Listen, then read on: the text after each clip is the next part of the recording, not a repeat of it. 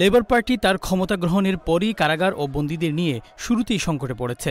যুক্তরাজ্য জুড়ে ১৪১টি কারাগারের প্রায় সবকটি কয়েদিতে পূর্ণ হয়ে গেছে। মোট বন্দী ৯৫,৫২৬ জন। সিট খালি আছে মাত্র ৭০০টি। তাই উপায় না দেখে কিছু কয়েদিকে সাজা ভোগ শেষ হওয়ার আগেই মুক্তি দেওয়ার উদ্যোগ নিয়েছে সরকার।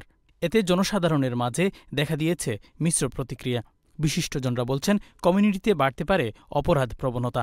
একটা সংঘবদ্ধ চক্র সব জায়গাতেও আছে, যারা আইনরে তোয়াক্কা না করিয়া সব দিকে চুরি ডাকাতি রাহাজানি করিয়া যার।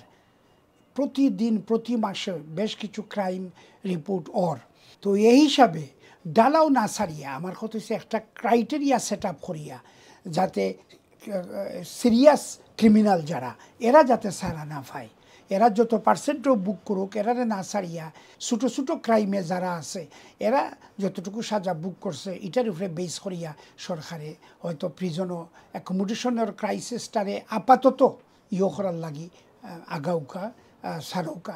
সরকারি সূত্র জানিয়েছে, যাদের নির্দিষ্ট মেয়াদের সাজার ৪০% পূর্ণ হয়েছে তাদের মুক্তি দেয়া হতে পারে।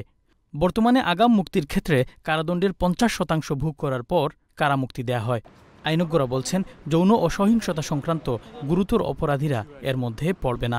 If you have been given a sentence of 100 days, once you've served 40 days, you can be released. Now the plan is that there will be licensing conditions in place. So what that means is those people that are released will be subject to licensing. Licensing will be monitored by probation. And what they will do is they will have other measures such as curfews, so you can't leave the house between certain hours, restrictions not to enter certain boroughs, not to contact certain people. So there will be a package of conditions. Britain জুড়ে উদ্বেগজনক হারে অপরাধ বাড়ছে। সবচেয়ে বেশি অপরাধ সংঘটিত হচ্ছে রাজধানী লন্ডনে। সরকারের এমন সিদ্ধান্ত কিছুটা হলেও খারাপ প্রভাব পড়বে, বাড়তে পারে অপরাধীদের সংখ্যা। The problem is at the moment there is no probation support. So without support, people find it very hard to get a job, get back into the normal day-to-day life, and they do re-offend, they do recommit offences. So in my view, the government will need to make sure that there is a support system in place to stop people from doing what they've done before, which is committing further crime.